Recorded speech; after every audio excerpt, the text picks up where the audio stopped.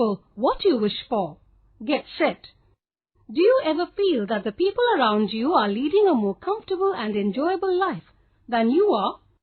Have you ever wished to lead a life similar to that of your favorite celebrity? We often imagine that such a life is a great joy, but we fail to realize that there are so many difficulties in other people's lives too. Read this poem about Arnie the apple, who wished to be picked by the apple pickers. Arnie the apple hung from a tree in an orchard a mile wide, and every day the pickers would come and haul dozens of apples inside. They'd pick the prettiest of the bunch, filling their baskets and pails. But they always passed by Arnie, ignoring his whines and wails. "Please pick me," Arnie would cry each time the pickers sauntered by. "I want to go inside with you," cried Arnie till he turned bright blue. But the pickers ignored him day after day, while Arnie hung there in dismay, trying to nurse his shattered pride, dying to be picked, to be taken inside. Each new dawn he'd do a trick, like spinning around on his twig, but the picky pickers never stopped for apple that weren't big, or juicy, or red, or bright, or sweet. Poor Arnie was none of these things. He wasn't completely quite full grown, and he had some nicks and dings.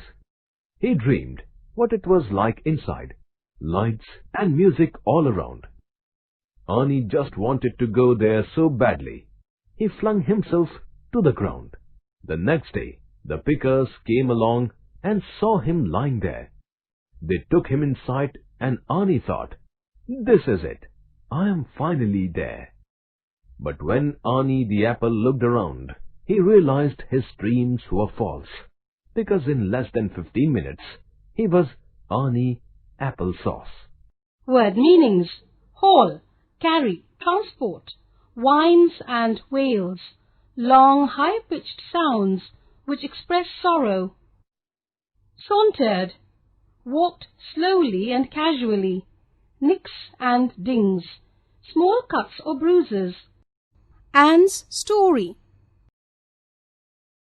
The Diary of a Young Girl was written over the course of the 2 years when its author, a young Jewish girl named Anne Frank, was hiding from the Nazis with her family in a safe house in Amsterdam.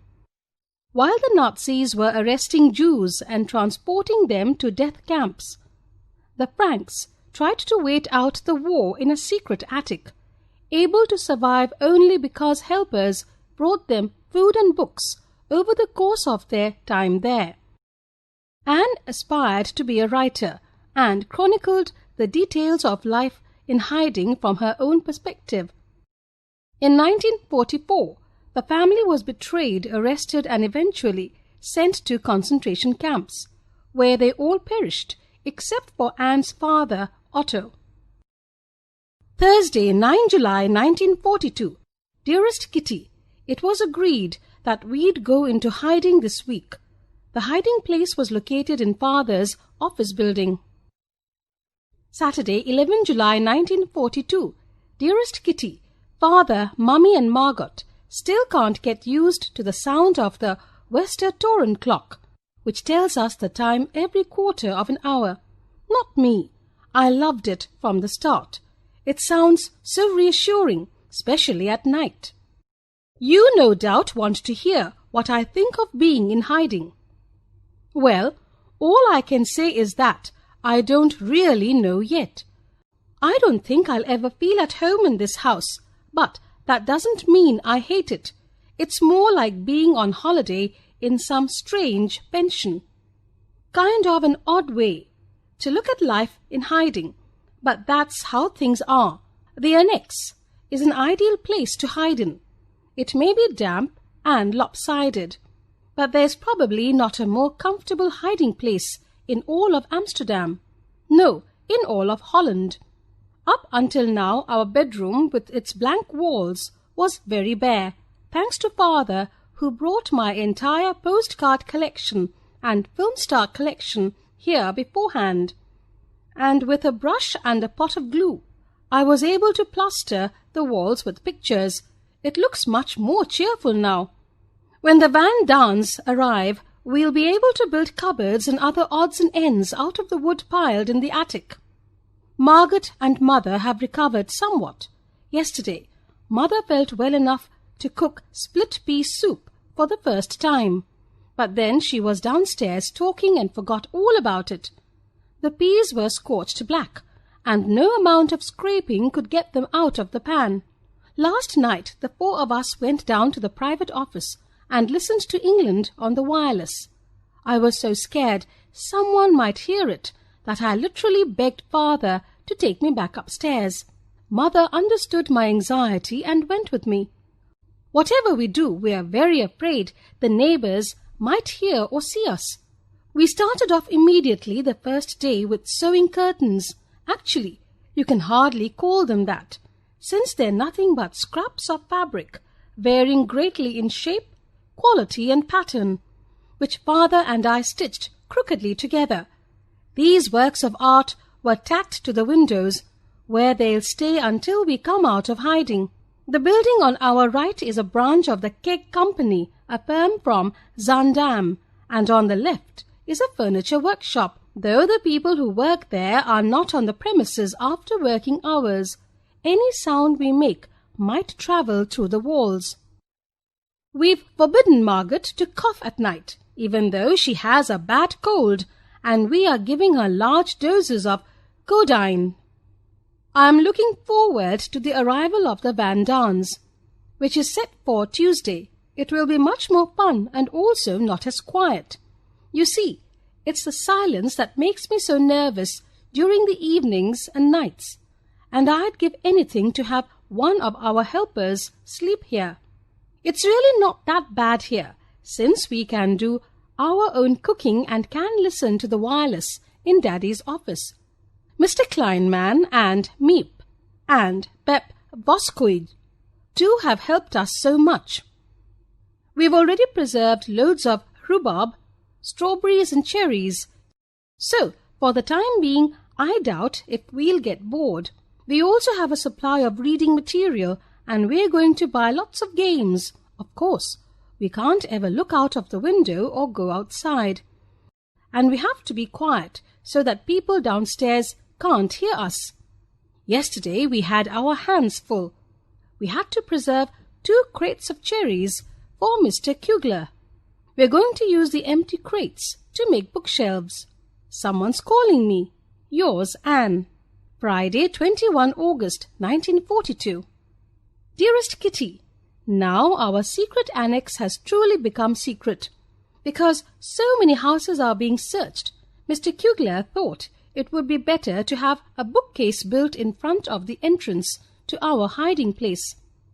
It swings out on its hinges and opens like a door. Mr. Bosquill did the carpentry work. Mr. Bosquill has been told that the 7 of us are in hiding, and he's been most helpful. Now, whenever we want to go downstairs, we have to duck and then jump.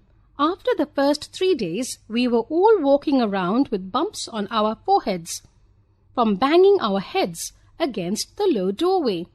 Then Van Daan cushioned it by nailing a towel stuffed with wood shavings to the doorframe. Let's see if it helps. I'm not doing much schoolwork. I've given myself a holiday until September.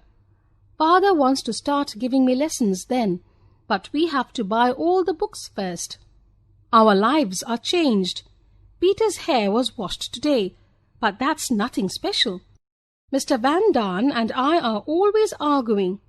Mummy always treats me like a baby, which I can't stand. For the rest, things are going better. I don't think Peter's got any nicer. He's an obnoxious boy who lies around on his bed all day, only rousing himself to do a little carpentry work before returning to his nap. What a clot! It's a beautiful day outside, nice and hot, and in spite of everything, we make most of the weather by lounging on the folding bed in the attic. Yours, Anne. Monday, 21 September 1942. Dearest Kitty, today I'll tell you the general news here in the annex. A lamp has been mounted above my divan bed so that in future if I get scared at night, I'll be able to pull a cord and switch on the light. I can't use it at the moment because we're keeping our window open a little day and night. The Van Daans have built a very handy wood-stained food safe. Till now, this cupboard was in Peter's room, but in the interest of fresh air, it's been moved to the attic. In its place, there's a shelf. I advised Peter to put his table underneath the shelf, add a rug, and place his cupboard where the table now stands. This might make his cubbyhole comfortable, though I wouldn't like to sleep there. There's something happening every day. But I'm too tired and lazy to write it all down. Yours, Anne. In 1944, the Secret Annex was discovered. The 8 people living there were taken to the prison camp, Auschwitz, Poland, and finally to a camp in Germany. Anne died of typhus here at the age of 15. After the war, the diary was recovered by her father, Otto Frank. It has been published in over 60 languages all over the world. Word meanings. Westertoren, name of a church in Amsterdam.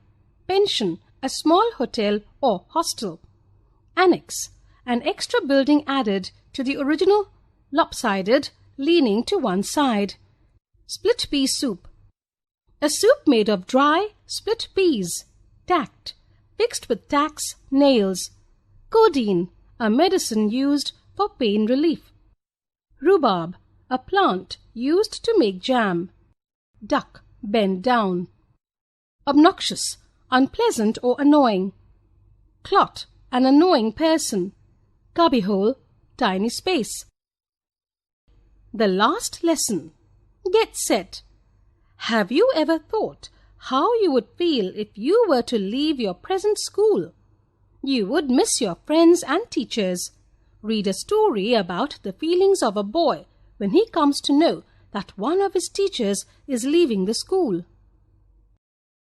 I started for school very late that morning and was in great dread of a scolding, especially because M. Hamel had said that he would question us on participles, and I did not know the first word about them. For a moment I thought of running away and spending the day out of doors. It was so warm, so bright. The birds were chirping at the edge of the woods, and in the open field back of the sawmill, the Prussian soldiers were drilling. It was all much more tempting than the rule for participles. But I had the strength to resist, and hurried off to school. When I passed the town hall, there was a crowd in front of the bulletin board. For the last 2 years, all our bad news had come from there. The lost battles, the draft, the orders of the commanding officer, and I thought to myself, without stopping, What can be the matter now? Then I hurried by as fast as I could go. Usually when school began there was a great bustle, which could be heard out in the street, opening and closing of desks, lessons repeated in unison, very loud with our hands over our ears to understand better, and the teacher's great ruler rapping on the table. But now it was all so still. I had counted on the commotion to get to my desk without being seen, but I had to open the door and go in before everybody. You can imagine how I blushed and how frightened I was. But nothing happened. M. Hamel saw me and said very kindly, Go to your place quickly, little Franz. We were beginning without you. I jumped over the bench and sat down at my desk. Not till then, when I had got a little over my fright, did I see that our teacher had on his beautiful green coat, his frilled shirt, and the little black silk cap, all embroidered, that he never wore except on inspection and prize days. Besides, the whole school seemed so strange and solemn. But the thing that surprised me the most was to see, on the back benches that were always empty, the village people sitting quietly like ourselves, everybody looked sad. While I was wondering about it all, M. Hamel mounted his chair, and in the same grave and gentle tone which he had used to me, said, My children, this is the last lesson I shall give you. The order has come from Berlin to teach only German in the schools of Alsace and Lorraine. The new master comes tomorrow. This is your last French lesson. I want you to be very attentive. What a thunderclap these words were to me! Oh, the wretches! That was what they had put up at the town hall. My last French lesson. Why, I hardly knew how to write. I should never learn any more. I must stop there. Then, oh, how sorry I was for not learning my lessons, for seeking birds' eggs or going sliding on the Saar. My books that had seemed such a nuisance a while ago, so heavy to carry. My grammar and my history of the saints were old friends now that I couldn't give up. And M. Hamel, too. The idea that he was going away, that I should never see him again, made me forget all about his ruler and how cranky he was. Poor man! It was in honor of this last lesson that he had put on his fine Sunday clothes. And now I understood why the old men of the village were sitting there at the back of the room. It was because they were sorry, too, that they had not gone to school any more. It was their way of thanking our master for his 40 years of faithful service and of showing their respect for the country that was theirs no more. While I was thinking of all this, I heard my name called. It was my turn to recite. What would I not have given to be able to say that dreadful rule for the participle all through, very loud and clear, and without one mistake. But I got mixed up on the first words and stood there, holding on to my desk, my heart beating, and not daring to look up. I heard M. Hamel saying to me, I won't scold you, little Franz. You must feel bad enough. See how it is. Every day we have said to ourselves, Bah, I have plenty of time. I'll learn it tomorrow. And now you see where we've come out. Ah, that's the great trouble with Alsace. She puts off learning till tomorrow. Now those fellows out there will have the right to say to you, How is it? You pretend to be Frenchmen, and yet you can neither speak nor write your own language. But you are not the worst. Poor little Franz. We've all a great deal to reproach ourselves with. Your parents were not anxious enough to have you learn. They preferred to put you to work on a farm or at the mills, so as to have a little more money. And I have been to put blame also. Have I not often sent you to water my flowers instead of learning your lessons? And when I wanted to go fishing, did I not just give you a holiday? Then, from one thing to another, Monsieur Hamel went on to talk of the French language, saying that it was the most beautiful language in the world, the clearest, the most logical, that we must guard it among us and never forget it, because when people are enslaved, as long as they hold fast to their language, it is as if they had the key to their prison. Then he opened a grammar book and read us our lesson. I was amazed to see how well I understood it. All he said seemed so easy. I think, too, that I had never listened more carefully, and that he had never explained everything with so much patience. It seemed almost as if the poor man wanted to give us all he knew before going away, and to put it all into our heads at one stroke. After the grammar we had a lesson in writing. That day, Monsieur Hamel had new copies for us, written in a beautiful round hand, France, Alsace, France, Alsace. They looked like little flags floating everywhere in the schoolroom, hung from the rod at the top of our desks. You ought to have seen how everyone set to work, and how quiet it was. The only sound was the scratching of the pens over the paper. Once some beetles flew in, but nobody paid any attention to them. On the roof, the pigeons cooed very low, and I thought to myself, "Will they make them sing the German, even the pigeons?" Whenever I looked up from my writing, I saw Monsieur Hammer sitting motionless in his chair, and gazing first at one thing, then at another. How it must have broken his heart to leave it all. Poor man, to hear his sister moving about in the room above, packing their trunks, for they must leave the country the next day. But he had the courage to hear every lesson to the very last. After the writing, we had a lesson in history. Ah, how well I remember it, that last lesson.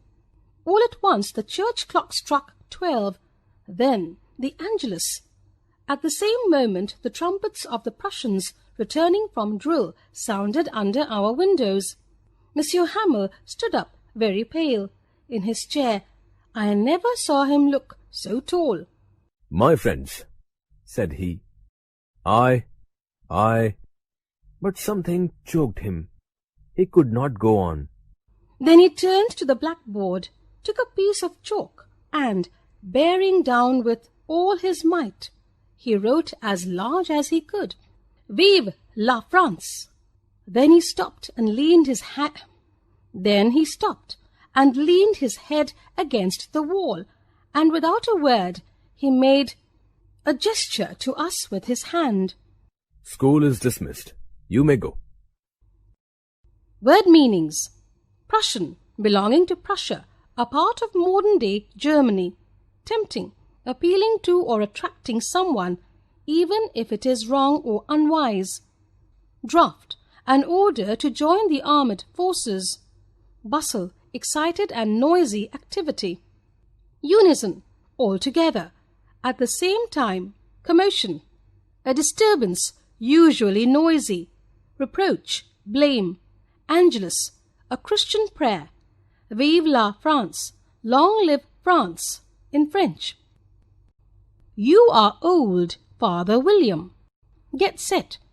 Here is a poem from Alice's Adventures in Wonderland, a popular book written by Lewis Carroll.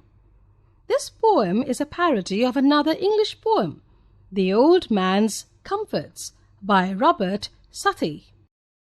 "You are old, Father William," the young man said, "and your hair has become very white, and yet you incessantly stand on your head.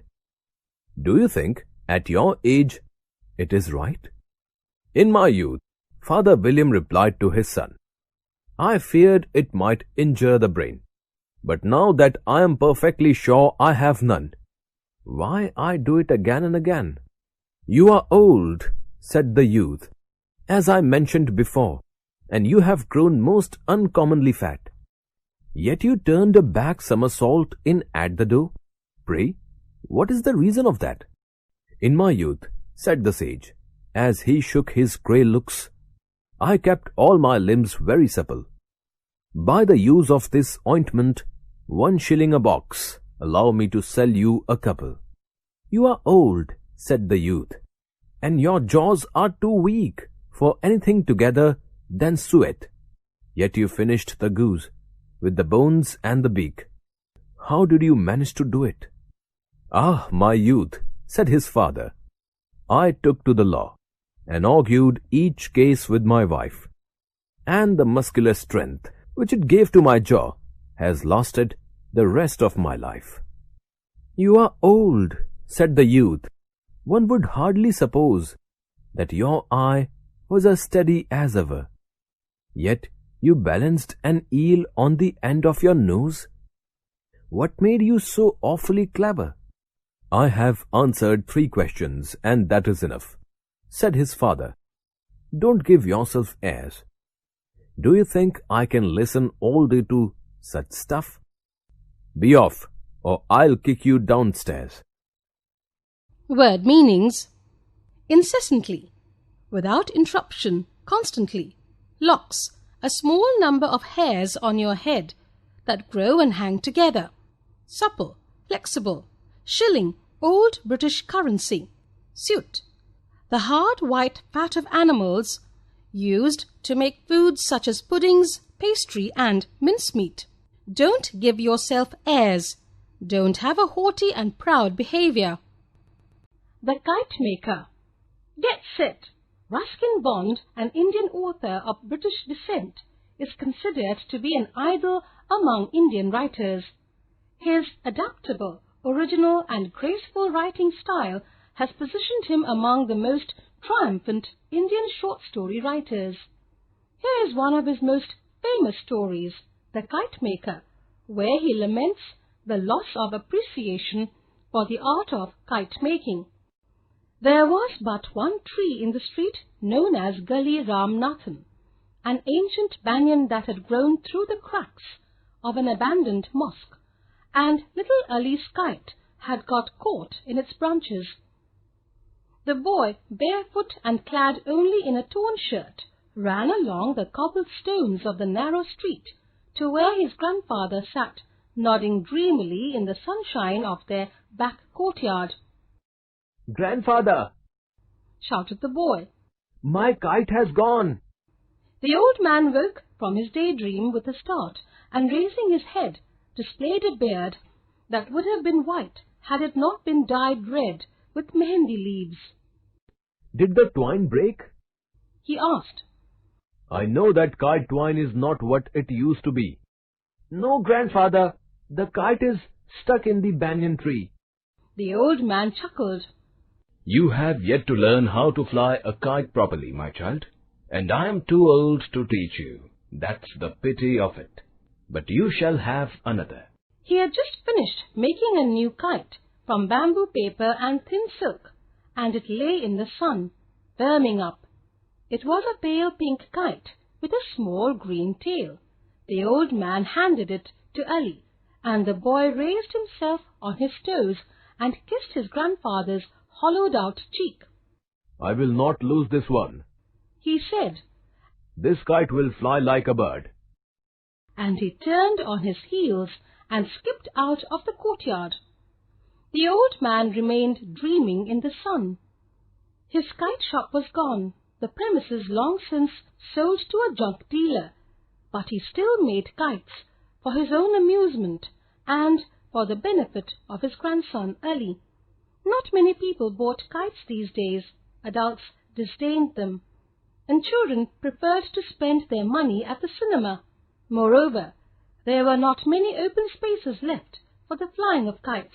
The city had swallowed up the open grassland that had stretched from the old fort's walls to the river bank. But the old man remembered a time when grown men flew kites and great battles were fought. The kites swerving and swooping in the sky, tangling with each other until the string of one was severed. Then the defeated but liberated kite would float away into the blue unknown. Kite flying was then the sport of kings, and the old man remembered how the Nawab himself would come down to the riverside with his retinue to participate in this noble pastime. There was time then to spend an idle hour with a gay dancing strip of paper. Now everyone hurried in a heat of hope, and delicate things like kites and daydreams were trampled underfoot. He, Mahmud, the kite maker, had in the prime of his life been well known throughout the city. Some of his more elaborate kites once sold for as much as 3 or 4 rupees each. At the request of the Nawab, he had once made a very special kind of kite, unlike any that had been seen in the district. It consisted of a series of small, very light paper discs trailing on a thin bamboo frame. To the end of each disc he fixed a spring of grass, forming a balance on both sides. The surface of the foremost disc was slightly convex, and a fantastic face was painted on it, having 2 eyes made of small mirrors. The discs, decreasing in size from head to tail, assumed an undulatory form, and gave the kite the appearance of a crawling serpent. It required great skill to raise this cumbersome device from the ground, and only Mahmud could manage it. Everyone had heard of the dragon kite that Mahmud had made, and word went round that it possessed supernatural powers. A large crowd assembled in the open to watch its first public launching in the presence of the Nawab. At the first attempt, it refused to leave the ground. The discs made a plaintive, protesting sound, and the sun was trapped in the little mirrors, making the kite a living, complaining creature. Then the wind came from the right direction, and the dragon kite soared into the sky, wriggling its way higher and higher, the sun still glinting in its devil eyes. And when it went very high, it pulled fiercely on the twine, and Mahmud's young sons had to help him with the reel. Still the kite pulled, determined to be free, to break loose, to live a life of its own. And eventually it did so. The twine snapped. The kite leapt away towards the sun, sailing on heavenward, until it was lost to view. It was never found again, and Mahmud wondered afterwards if he made too vivid, too living a thing of the great kite. He did not make another like it. Instead, he presented to the Nawab a musical kite, one that made a sound like a violin when it rose in the air. Those were more leisurely, more spacious days. But the Nawab had died years ago, and his descendants were almost as poor as Mahmud himself. Kite makers, like poets, once had their patrons, but no one knew Mahmud simply because there were too many people in the gully, and they could not be bothered with their neighbors. When Mahmud was younger and had fallen sick, everyone in the neighborhood had come to ask about his health. But now, when his days were drawing to a close, no one visited him. Most of his old friends were dead, and his sons had grown up. One was working in a local garage, and the other, who was in Pakistan at the time of the partition, had not been able to rejoin his relatives. Both were taken for granted, permanent fixtures that were of no concern to the raucous, sweating mass of humanity that surrounded them. No longer did people gather under the banyan tree to discuss their problems and their plans. Only in the summer months did a few seek shelter from the fierce sun. But there was the boy, his grandson.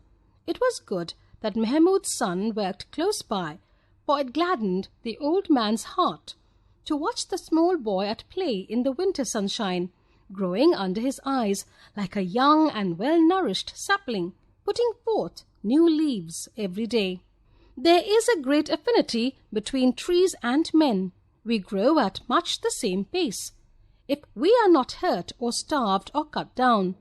In our youth, we are resplendent creatures, and in our declining years we stoop a little.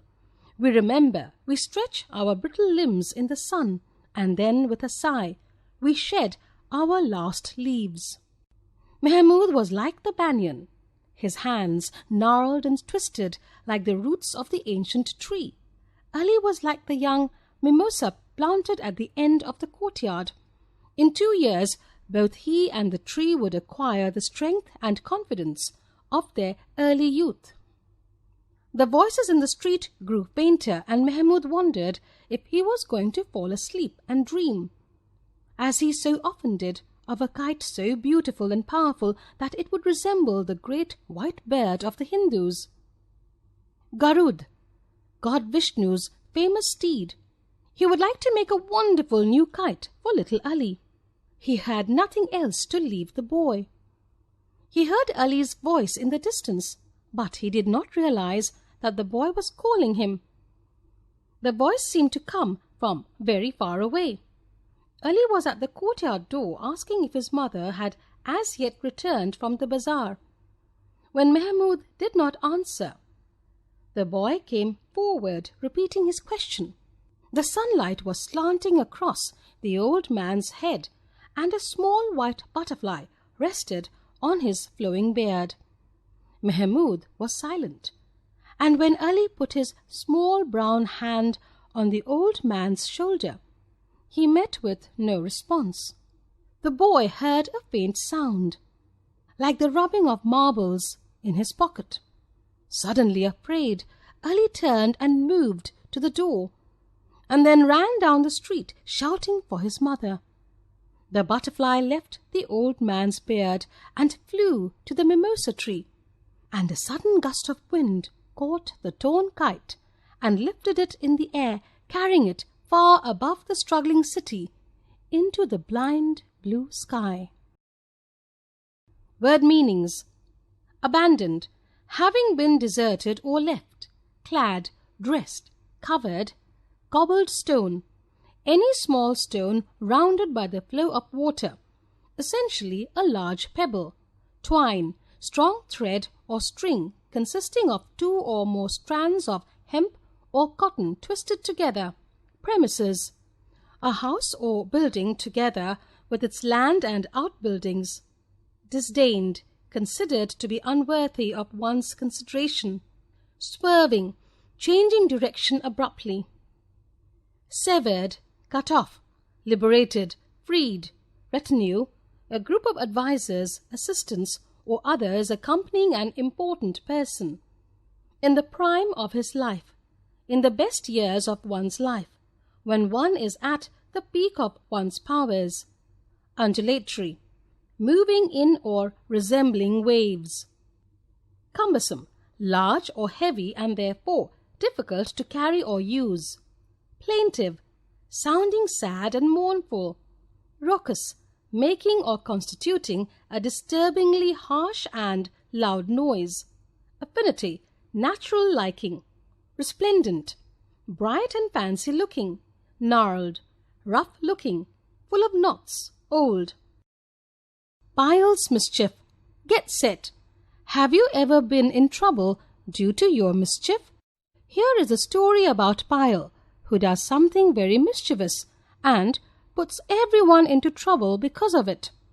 Pile and her brother Sohail were young, lively children. They lived in a beautiful hill town. Everyone called him Dr. Sahib out of respect for his position. Their mother was devoted to them and full of patience, and she needed every bit of it, because her children often got into mischief, especially Pile. The children had 2 favorite pets, a German shepherd named Bosco, that followed Pile everywhere she went, and a small deer that lived in the barn. Pile was something of a tomboy and loved playing outdoors. She particularly liked the pool in the garden, where her father had taught the 2 children to swim. Her mother, however, wished she would be more docile and ladylike. One Sunday their father left the house early in the morning to go hunting. It was the season for wild ducks, and the nearby lake was full of them. The weather was beautiful, and their cousin, a boy of Sohail's age, was visiting them. So after breakfast, the children decided to play outside in the garden. They sat under one of the big shady trees and brought out some coloring books and a mechano set. Pile started coloring the picture of a bird, but you could tell she was really more interested in the toy building set. She kept watching what the boys were building and making suggestions for improvement. They had been playing only a short time when they heard a donkey bray loudly just outside the gate. This announced the arrival of the laundryman who came each Sunday morning with the family's clean laundry piled high on the back of his donkey. The children jumped up and raced to open the gate for him. Fat-bellied and bald, with large clumsy hands, the laundryman was a source of much amusement for the children. They loved to tease and make fun of him. As the donkey followed his master through the gate, Sohail turned to his sister. "Go tell mother the laundryman is here." "Go tell her yourself," answered Pile. "Can't you see I'm busy?" And to prove it, she went back to the bird in her coloring book. "Oh, all right," said her brother. Sohail and his cousin went into the house, but they found that mother had gone to a neighbor's. So they went to look for her, leaving Payal alone in the garden. Presently, bored with colouring, Payal let the book fall on the ground and joined Bosco in his close observation of a squirrel playing on a nearby tree. Then she tried to get the waiting laundryman to talk to her, but he spoke such a funny dialect that the children always made fun of the way he talked. So he preferred keeping quiet. Soon he tied the donkey to one of the trees and carried his big bundle of clean laundry through the veranda into the house, looking about idly for something to do next. Payal happened to catch sight of the donkey. Her eyes lit up with a flash. There was no one watching. Even the old gardener was out of sight, probably resting in the little tool shed. Quickly she untied the donkey and pulled it around to the backyard, intending to have a ride. But right then she heard her mother's voice. Alarmed, she looked for a place to hide the donkey. She realized that the laundryman would raise a big fuss searching for his animal. But then he would give up and go home. Then she told herself, "I'll have plenty of time to ride the donkey as much as I please."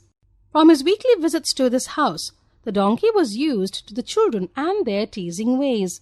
But today this charming little girl was acting so tenderly towards him that he thought she must be taking him to the barn to give him some of the delicious food they fed their pet stag. So he followed Payal happily. Poor thing, little did he know what was in store for him. Payal led him all around the grounds, but couldn't find a safe place to hide him. Time was running out. At any moment, someone might catch sight of her and the donkey. Just then, at the far end of the courtyard, she noticed the outside door to the guest bathroom. Yes, the donkey would be quite safe there. No one would ever think of looking for a donkey in the guest bathroom. Hurrying across the courtyard, she opened the door quietly, pushed the donkey inside, and quickly bolted the door from the outside. Then she ran back to the colouring book under the tree. The boys hadn't returned yet. She heaved a sigh of relief and, just as though nothing had happened, went on colouring the bird. How innocent she looked when they came back. Suddenly a scream rent the air. It was the laundryman who had just come out of the house with a big bundle of soiled clothes to take home and launder, and had found his donkey missing. Dropping the clothes on the veranda, he ran about in all directions, crying out for his dear donkey. But all his searching was in vain. Payal, of course, swore she had no idea where the donkey was. She said she'd seen him break loose and go towards the forest, still screaming for his donkey. The laundryman went running off towards the forest. For a moment, peace returned to the house, but then an unexpected guest arrived. It was Mr. Ali, an old friend of their father, who stayed with them whenever he came visiting. He was a tall, thin man with a short grey beard, but no moustache, and he was going bald. What a scurrying about his arrival caused! He was received warmly by their mother and shown into the guest room, the one at the end of the courtyard. Payal was becoming more and more nervous. As soon as she saw Mr. Ali arrive, she could smell trouble. But what could she do? On the one hand, her mother and the servants were in the guest room, busy making it ready for Mr. Ali, and on the other, she couldn't escape from Sohail and her cousin. All that was left then was to hope and pray Mr. Ali wouldn't go to the bathroom too soon, not until she'd had time to get the donkey out of it. As for the donkey, he sat peacefully in the corner of the dark bathroom, dreaming of the delicious meal he thought Payal was bringing him. Now, Mr. Ali was a very tidy man. He always bathed twice a day, and today, after a tiring journey, he wanted a bath more than ever. So he took out clean clothes, changed his shoes for some wooden clogs, and made straight for the bathroom. He entered the small dark room by the inner door, the one from the bedroom, and locked the door behind him. It was very dark, but he knew the arrangement of the room well and didn't bother about a light. He put his clean clothes on the stand and started towards the tub. But suddenly, through the gloom, he saw a sight he simply couldn't believe. Poor Mr. Ali! His heart all but stopped beating. Meanwhile, the donkey had continued daydreaming. When he heard voices in the next room, he told himself happily, they're getting my food ready." And then when the door opened, who should come in but a tall, scrawny fellow in wooden clogs. This was certainly no grass, no grain, no fodder. By now the donkey had simply had enough. At the sight of the bald Mr. Ali, the long-suffering beast lost all control and jumped to his feet, braying loudly. Now, in the darkness, Mr. Ali couldn't make out exactly what kind of animal it was that was threatening him. All he knew was that it was some huge, ugly creature letting out monstrous, strange cries. Completely unnerved, Mr. Ali yelled for help.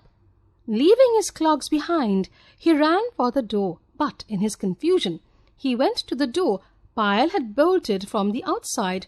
Struggle as he did, he simply couldn't open the door. How in the world could it be bolted from the outside when he had just bolted it from the inside? His worst fears were confirmed. Surely there was some jinni or ghost at work. The sound of Mr. Ali's shrieks and the donkey's frantic braying brought everyone running from all directions, the mother and the children and all the servants. What on earth could be the matter with Mr. Ali? Only Pyle knew what the trouble in the bathroom was. Mr. Ali felt sure it was a wolf that was attacking him. He heard a bucket roll over with a clang. Next, the wash jug came flying at him. Not an ordinary wolf for certain, but some monster of an evil spirit. Jumping over another bucket, he was trying to dodge his attacker, and he kept yelling and screaming for help at the top of his voice. The servants were in the bedroom trying to break down the door, and Mother was standing just outside, wringing her hands. Bosco came running up, barking loudly. For once Mother did not tell him to be quiet, but said, "That's right, Bosco, go inside and see what's happening."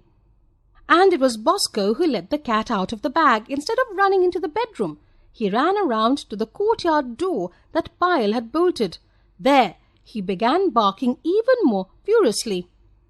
Hearing this new commotion, a mob pounded on one door and some huge beast slavering at the other. Mr. Ali thought more evil spirits had come to help their friend finish him off. His shrieks grew louder, adding still more volume to the noise. Pyle was both frightened and angry at Bosco for giving her away. Her mother saw where the dog was pointing and quickly unbolted the bathroom door. As it flew open, a perspiring, terrified, open-mouthed Mr. Ali came charging out. Right on his heels came the laundryman's donkey after him.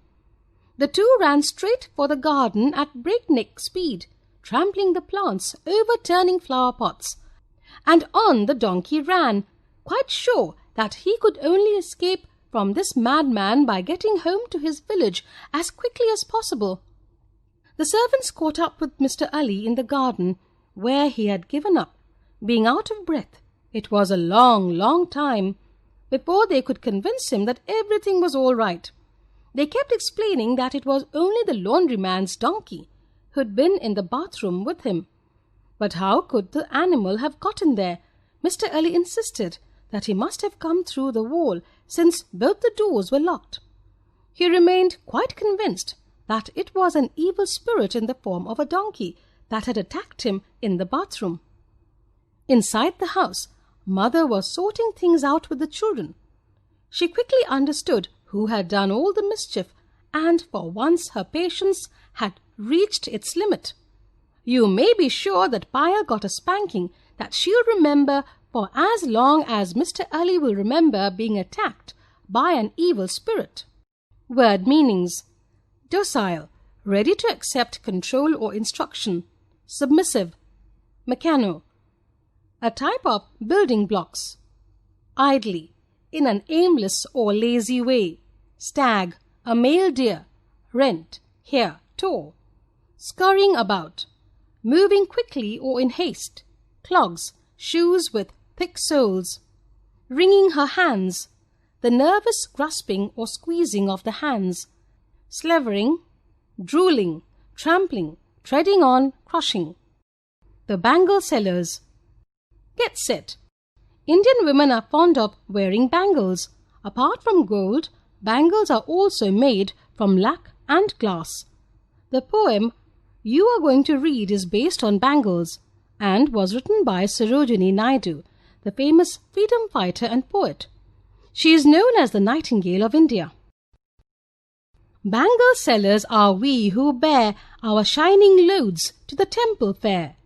Who will buy these delicate, bright, rainbow-tinted circles of light?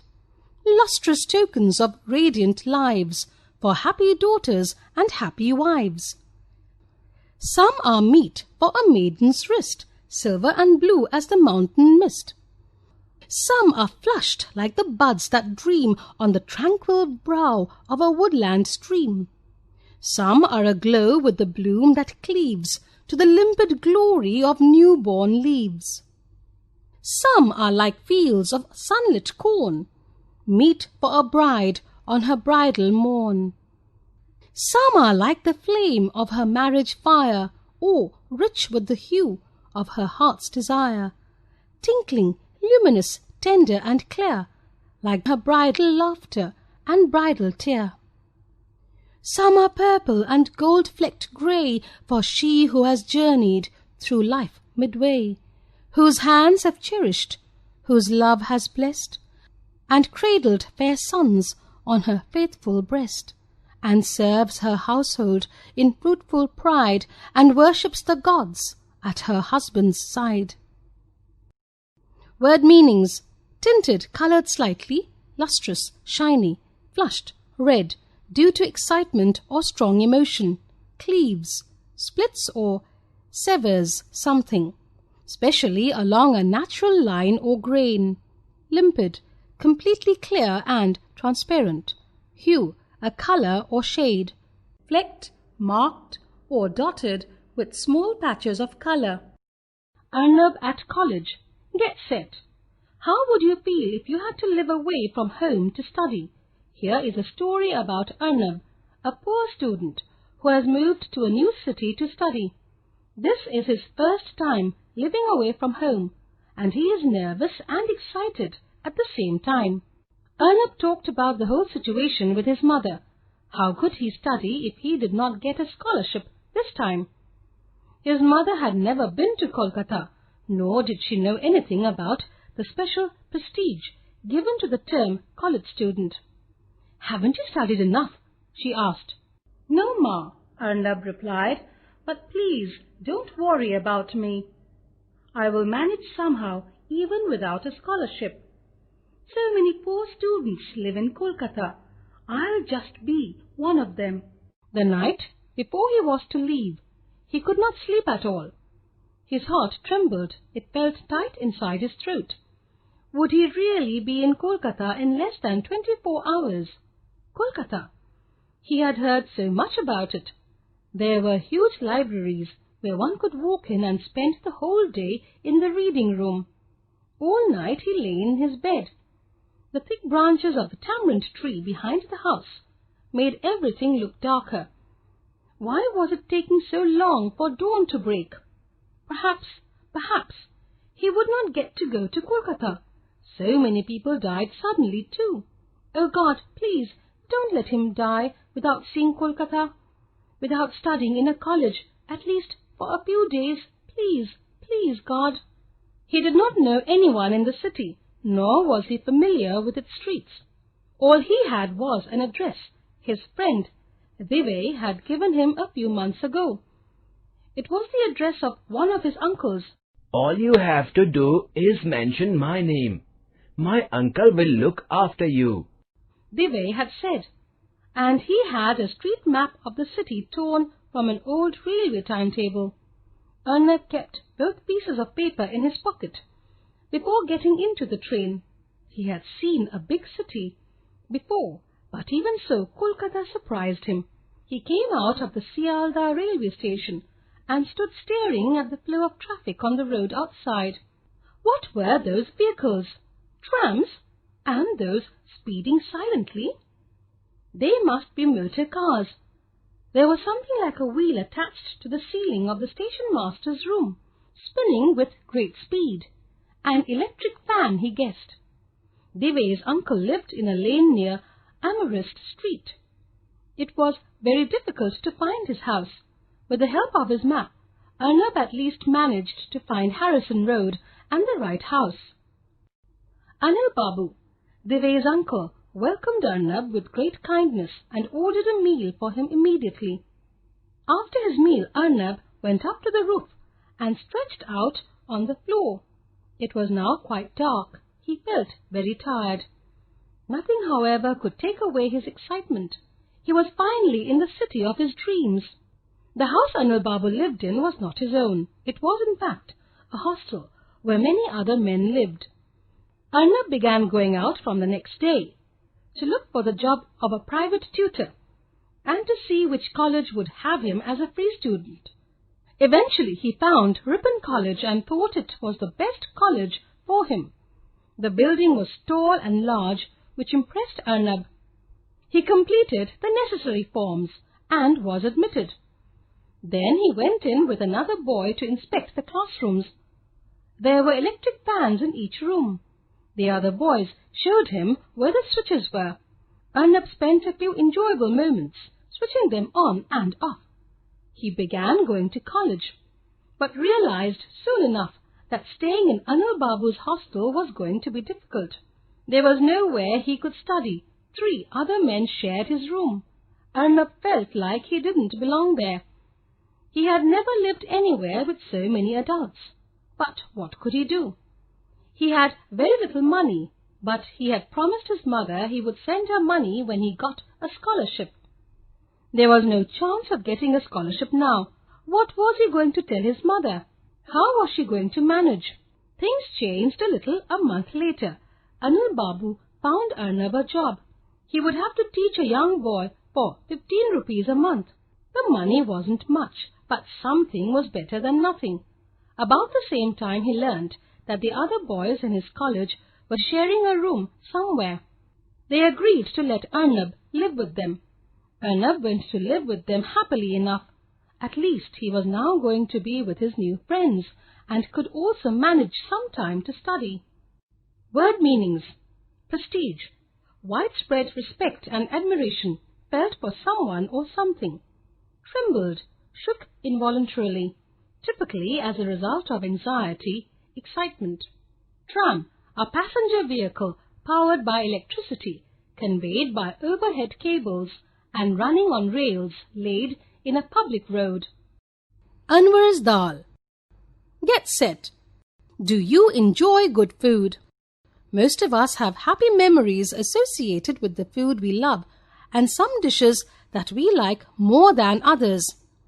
Let's read a story about Anwar, a cook, who is famous for his dal.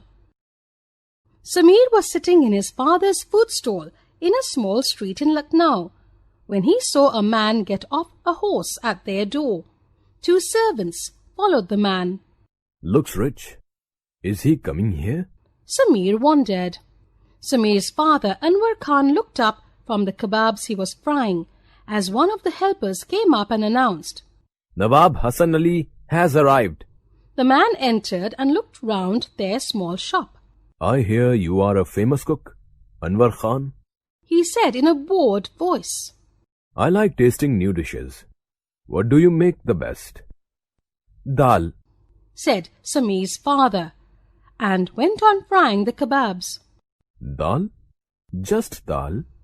The Nawab asked, surprised. I can make biryani and korma and all the usual dishes. But you asked me what I make the best. Anwar said calmly. But dal? That doesn't sound very exciting. My friends were praising your cooking so much. I expected some wonderful new dish. But you haven't tasted the dal I make. Fine. I'll taste it. I haven't got any ready now. What? The Nawab said angrily. I make my dal shahi urad only on order. Anwar said. I use a special masala. It takes a day to make. If your honor wishes, I'll make it for tomorrow's lunch. Nawab Hasan Ali agreed unwillingly. I live nearby. You can bring it to my house tomorrow. I am sorry, sir. That is not possible, said Anwar. Samir sighed to himself. His father was being difficult as usual. His Abba Jan lost a lot of customers because he was such a fussy cook. Huzur, to enjoy my dal, you will have to come to my shop. It has to be eaten fairly soon after it is cooked. So, Your Honor, once I call, you will have to come immediately. Really?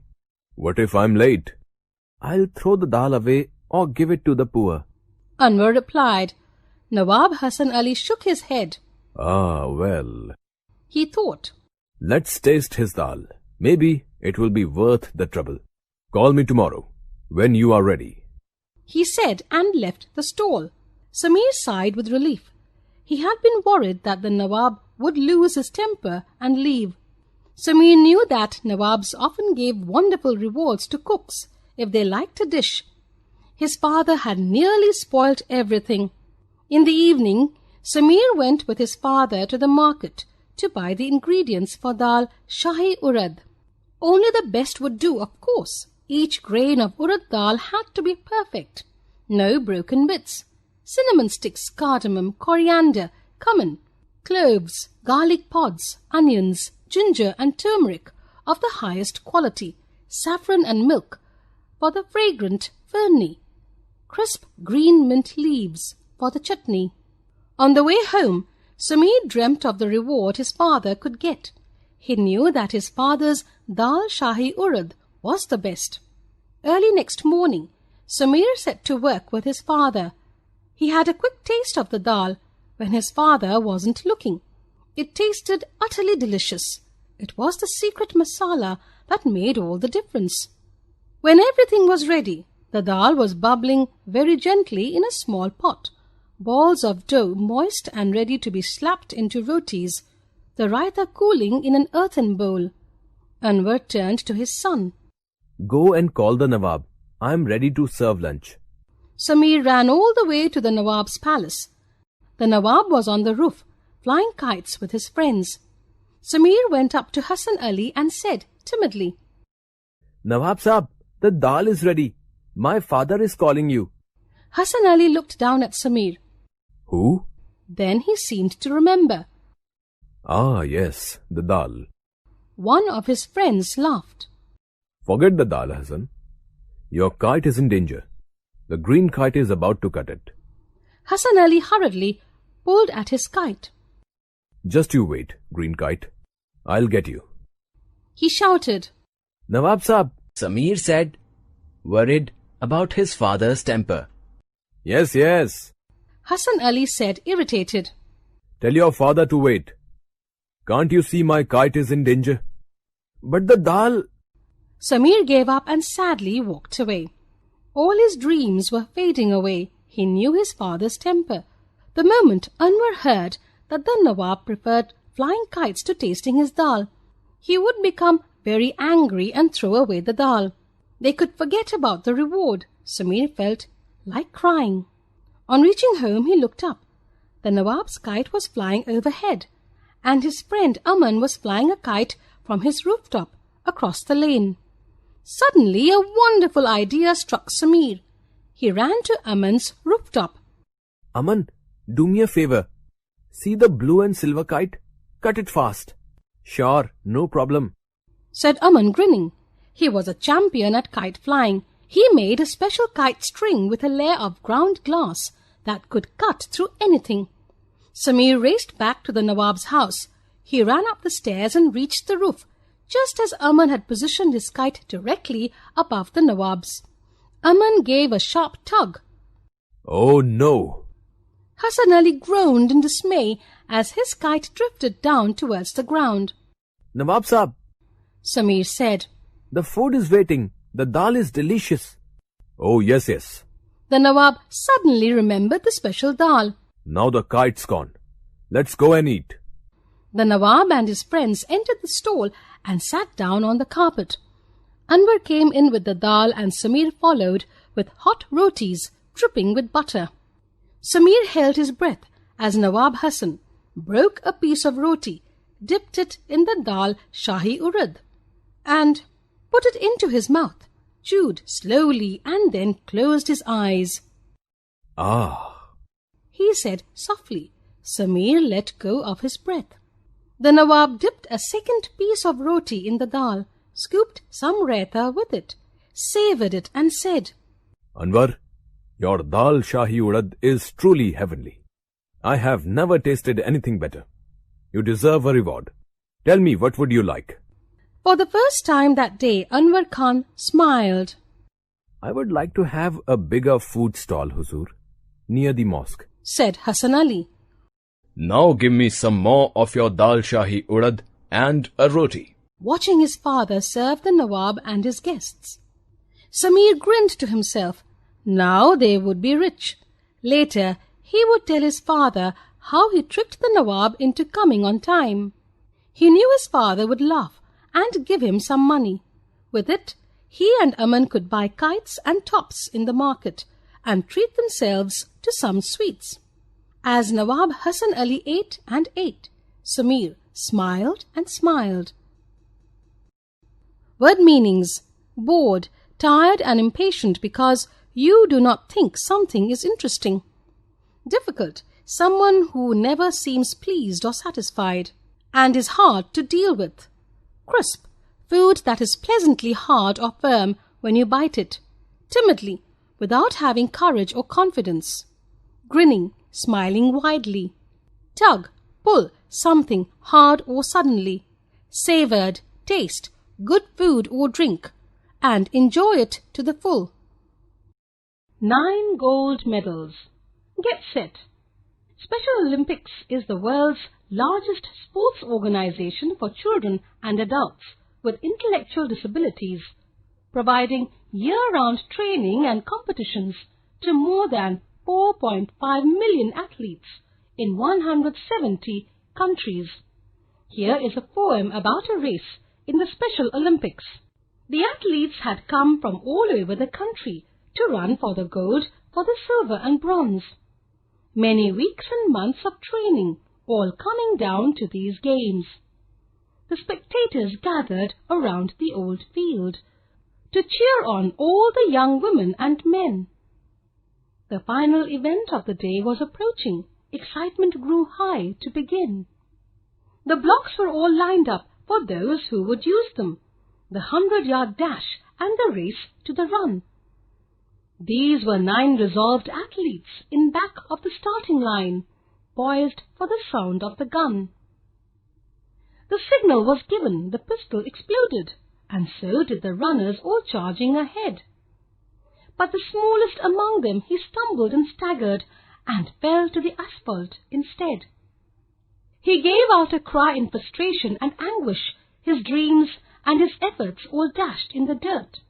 But as sure as I'm standing here telling the story, the same goes for what next occurred.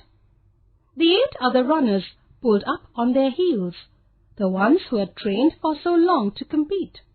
One by one they all turned around and went back to help him, and brought the young boy to his feet. Then all the 9 runners joined hands and continued, the 100-yard dash now reduced to a walk, and a banner above that said, Special Olympics could not have been more on the mark. That's how the race ended, with 9 gold medals. They came to the finish line holding hands still, and the standing ovation and 9 beaming faces said more than these words ever will. Word meanings: resolved, someone who has made up his mind, determined, poised, ready, prepared, charging ahead, running ahead, asphalt. Material used to pave roads. Standing ovation, clapping while standing to show support or respect. Rowling's story. Get set. Have you read the Harry Potter books? These are some of the most popular books among readers of all ages. Let's read about J.K. Rowling, the author of these books, and see how she came to write them. "I can't wait! I can't wait!"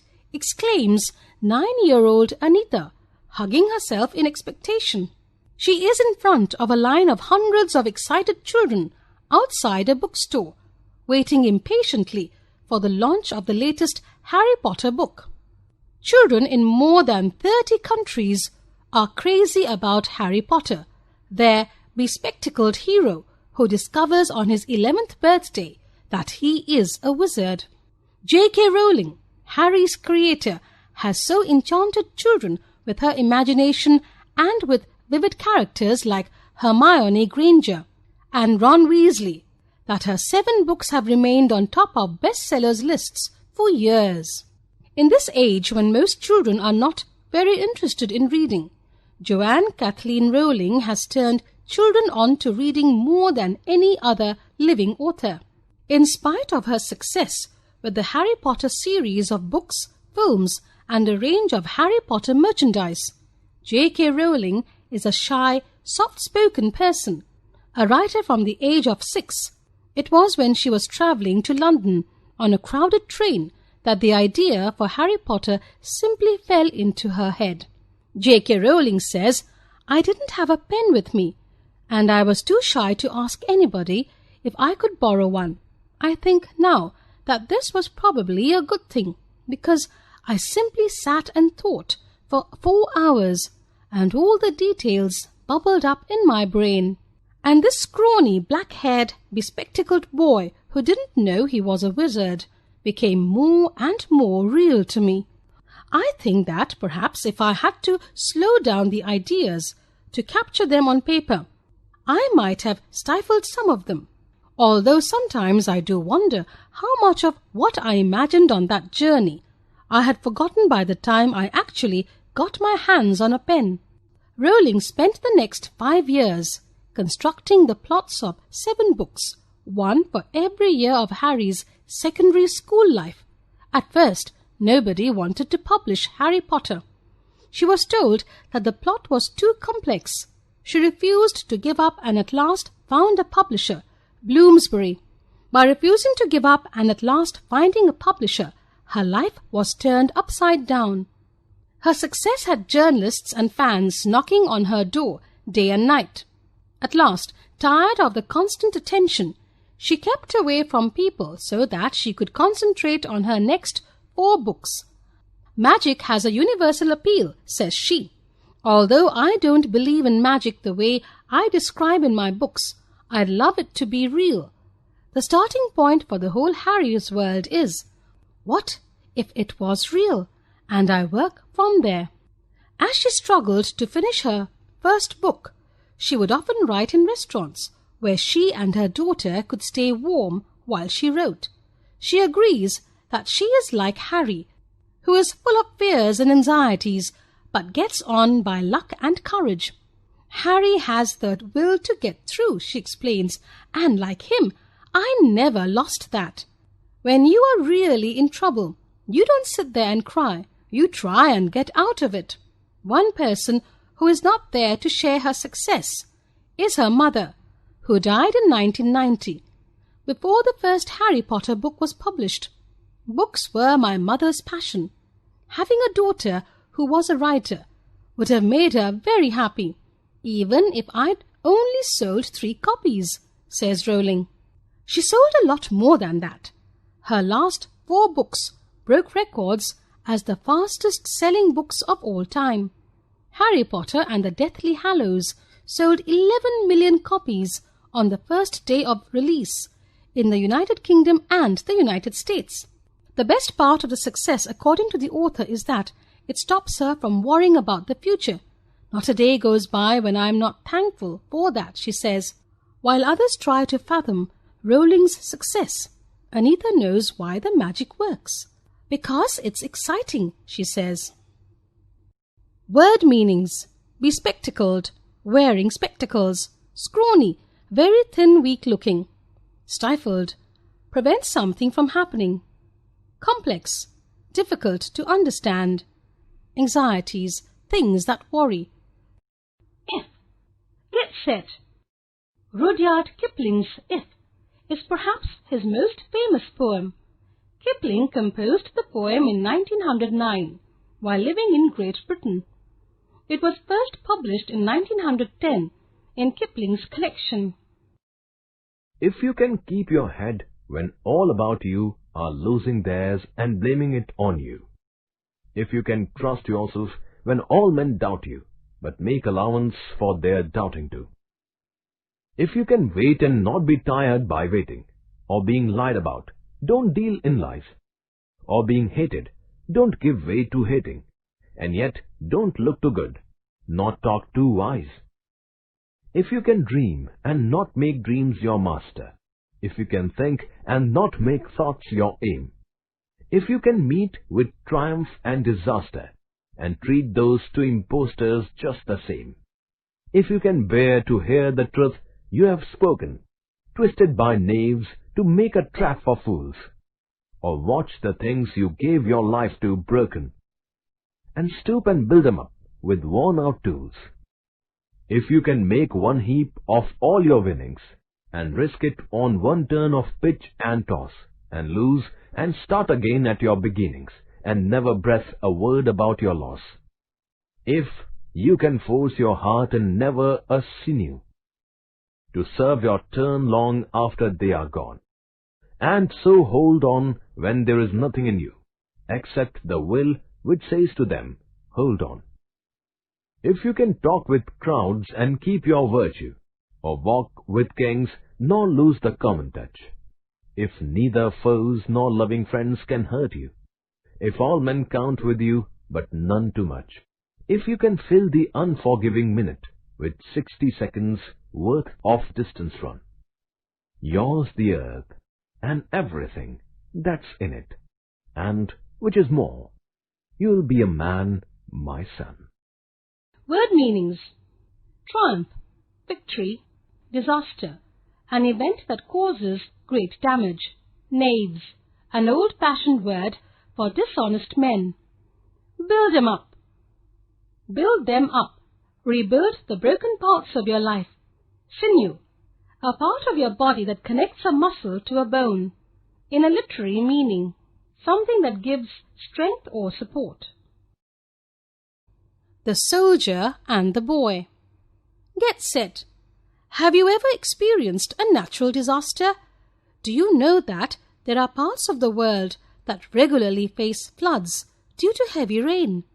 Let's read a story of a soldier who tries to help a small boy by evacuating him from a flood-struck area. The young soldier pushed his oars into the rough waters. Rain hit his face, soaking his dirty uniform.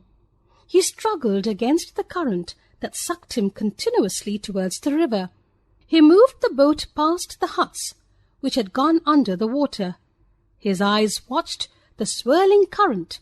A dark object came floating down towards the boat. The young soldier felt sick.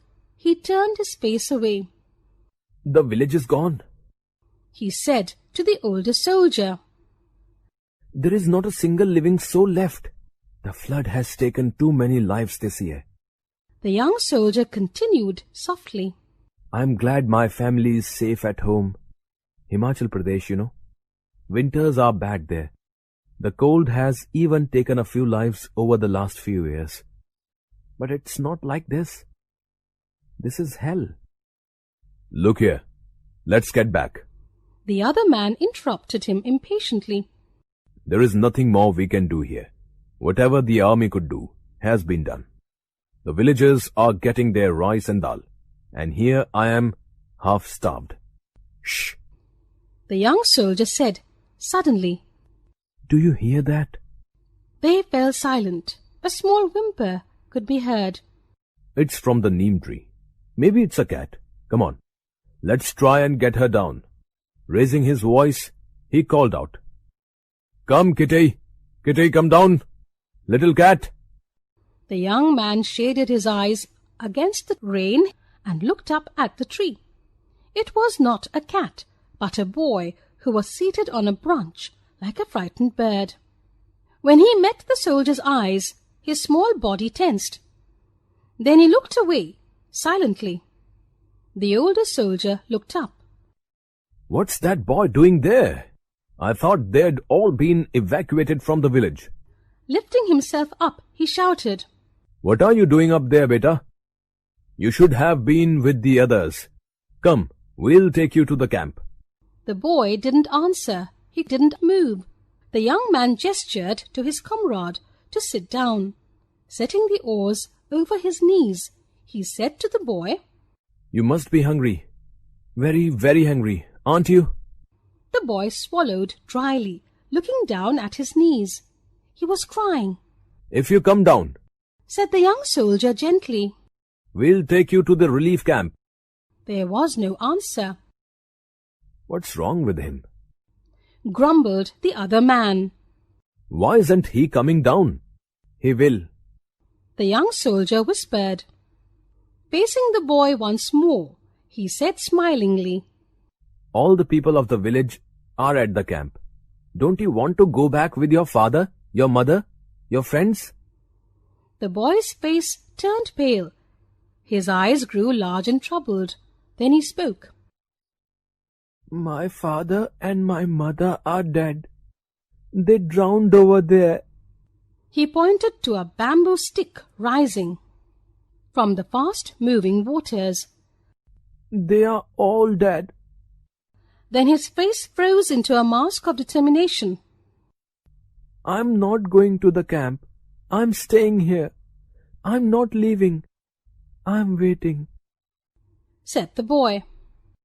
Waiting? The young soldier shook his head. What for? The boy bit his lip. For Prashant Bhaiya. He'll be coming to find me.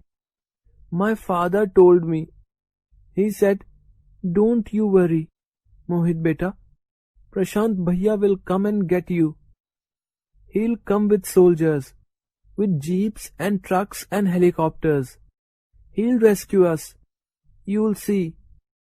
The boy wiped his face on his arm. He will come. He whispered. Though I don't know what he looks like. He continued. But that doesn't matter. He will recognize me. Look. He held up a rusty medal. Here, look, Prashant Bhaiya gave me this 5 years ago, before he left to join the army. The young soldier stared at the boy in amazement. He reached back, gripped the older soldier's arm, and began to shake it. Hey, look at this. Look at the medal. It's mine, you see. What are you saying? The other man said. You haven't been here before. You told me just a little while ago that you are from the hills. The young soldier interrupted him and cried. That's my brother. That's Mohit, my brother. What's wrong with you? The older man eyed his friend with suspicion. Oh, shut up, whispered the young man. Don't you understand what I'm trying to do? He rose to his feet, setting the boat rocking. He lifted his arms and cried. Mohit, I thought I would never find you. Come down here quickly. I am Prashant, your elder brother. The boy froze. Slowly, the expression of disbelief changed to one of hope. Prashant Bhaiya, I knew you would come. I knew you wouldn't forget me. Of course not, said the young soldier gently. Of course not, beta. Come down now. I'll take care of you. I promise. Word meanings. Swirling, moving in a twisting or spiraling pattern. Whimper, a series of low, feeble sounds, expressive of fear, pain, or unhappiness. Evacuated, removed someone from a place of danger to a safer place. The sacrifice. Get set. Religious books like the Ramayana and the Bhagavad Gita tell us stories about characters who live and die for keeping their word. They are not concerned about the pain or sorrow that it brings to them. We should treat them as role models and apply their teachings to our daily lives. Let's read one such story of sacrifice from the Mahabharata. The 5 young Pandavas, Yudhishthira, Bhima, Arjuna, Nakula and Sahadeva, lived at the royal palace in Hastinapura, along with their cousins, the Kauravas. Dronacharya, who was an expert in warfare and the use of arms, was appointed to train the young men as warriors. Drona proved to be an excellent teacher and helped them in becoming excellent fighters. Bhima and his cousin Duryodhana could wield the mace with strength and skill. Yudhishthira could attack his enemies from a moving chariot. And the twins Nakula and Sahadeva were superb swordsmen. But of Drona's pupils, Arjuna was the best. He was also his favorite pupil. Arjuna could fight with a mace, a sword, a lance, or any other weapon. But the weapon he used best was a bow and arrow. He was such a skilled archer that no one could match him, no matter how difficult the target. His arrow would find it.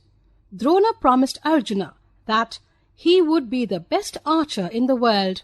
One day, Drona took his pupils into the forest to teach them how to hunt. As they entered the forest, they saw many signs that indicated that they were not alone. There were arrows stuck on the trees as if someone had been practicing archery. One of their dogs ran forward, barking loudly. Then swiftly through the air came 7 shining arrows straight towards the dogs. Drona could see that they came from a great distance, with only the sound of the dogs barking to guide them to the royal party. They were the arrows of a true warrior. The sight surprised Drona greatly. He had always believed that there was no one as skilled in archery as his pupils. He wondered who the unknown archer could be. So Drona and his pupils set off in search of the person who could have shot the arrows. They found a young man in a clearing in the forest. He was deep in prayer, but his bow and arrows lay beside him. In front of him was an image of their teacher, Dronacharya. Soon the young man finished his prayers and opened his eyes. At the sight of Dronacharya, his face lit up, and he bowed low before him. "Who are you?" asked Drona. I am the son of Hiranyadhanu, king of the foresters. "And who is your teacher? How proud he must be of such a skilled pupil!" exclaimed Drona. Master, you are my teacher. Years ago, I came to you to learn the use of weapons. You turned me away saying that you would not teach me as I was not a Kshatriya. But my desire to make you my teacher was so great that I made a clay image of you here in the forest, and since then I have practiced with my bow and arrow, single-mindedly and with great concentration. "A clay image?" Drona whispered, and suddenly he remembered the youth he had once turned away. As he stood there with the kneeling boy before him, troubled feelings of envy and fear began to arise in Drona's heart, though he allowed no sign of them to show upon his face. He spoke with a smile. "I have come before you in person, Eklavya. As your teacher, I want to test your skill. Let there be a contest, here and now, so that your skill can be matched with that of the princes of Hastinapur, who are also my pupils." Nothing could have made Ekalavya happier. Joyously he agreed to Drona's suggestion. The contest started.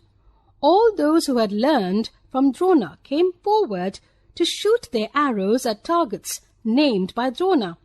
But of all of them, Ekalavya was easily the best, and there was no one, not even Arjuna, who could beat him. One by one they retired, defeated by him. Filled with shame and jealousy, Drona looked at the royal pupils, whom he had trained with such care. He could not bear the thought that this boy, whom he had turned away and refused to teach, had proved their superior. Drona felt bitterly disappointed, but he swallowed his feelings and smiled at the boy. "Indeed, you have done an excellent job," said Drona. "You have learnt all your skills from me, As you say, and it appears that I have taught you well. You must also be aware that it is the custom for a pupil to pay his teacher. If I were to ask you for something in return for having taught you, would you give me what I ask? Said Drona. Willingly and with great pleasure, Said the young man. Are you sure you will give me what I want? Asked Drona. Master, I shall give you whatever you ask for. He said, proud and delighted to be regarded as the pupil of the teacher he had admired all his life. Then give me the thumb from your right hand, Commanded Drona. The boy started slightly. Drona wished to maim him so that he could never draw his bow again as well as he did. With Ekalavya maimed, Arjuna would have no rival. Ekalavya understood this, but he smiled gently. He drew out his knife, and with one stroke he cut off his right thumb and offered it to Drona. Ekalavya's story is a sad one. It is the story of a great wrong done to one who was noble and brave. But the Mahabharata tells us of people who have the strengths and weaknesses of real people. For there is no one in the world who is completely good or completely evil. To continue the story, the princes of Hastinapura returned to their city with Drona, while Ekalavya turned back quietly to the forest glades where he lived. Because of Ekalavya's great sacrifice, Arjuna remained the best archer in the world. Word meanings: wield, hold and use a weapon. Mace, a heavy club with a spiked metal head. Lance, a long weapon with a wooden shaft and a pointed steel head. Kshatriya, a member of the military caste, the second of the 4 great Hindu castes. Single-mindedly, with only one purpose or goal. Started, jerked or jumped as from a shock of surprise. Maim, injure specially with the loss of a part of the body. Rival, a person who is competing for the same object. Glades, open spaces in a forest. The ghost. Get set. Do you like watching horror movies or reading scary stories? Though we know that ghosts do not exist, still we get afraid of them at times. Let's read a poem in which the poet has depicted the characteristics of ghosts in a very interesting manner. The good thing about good people is that they are transparent. The bad thing about ghosts is they are transparent. In fact, the way you see through them, you don't see them at all. And when you can see a ghost, it isn't quite a ball. In fact, you are up against a transparent vapor wall. A few things it were best to know about ghosts. They are bad hosts, for they are never in station, and worse guests. They barge in invitation or no invitation. Ghosts are not bad omens. They don't bring doom. They don't come in through chimneys. They don't ride a broom. But ghost stories can be true. I could tell you a few. Old hotels where stairs creak and where door things squeak are full of stories that eerily speak of ghosts and churales. I've heard it tell, a lady ghost bathing in a Missouri hotel. Every night you heard water running and the clink of bangles on her unseen hand. But going to the bathroom, you'd see the floor quite dry and silence draped on the towel stand. Once a forest guard saw 1/5 of his face, the ghost's face. He only saw eyebrows and goatee. Another saw no legs, but sailing by he saw a dhoti. And in a village birds would suddenly stop their morning bicker and their morning twitter. They had sensed a ghost there rummaging in the litter. But let's end these stories, for ghosts give me the jitters. Word meanings: barge in, enter uninvited. Omens, signs of what will happen in the future. Doom, something bad that is going to happen. Creak, make a scraping or squeaking sound. Eerily, something done in a creepy or unnatural manner. bicker, argue.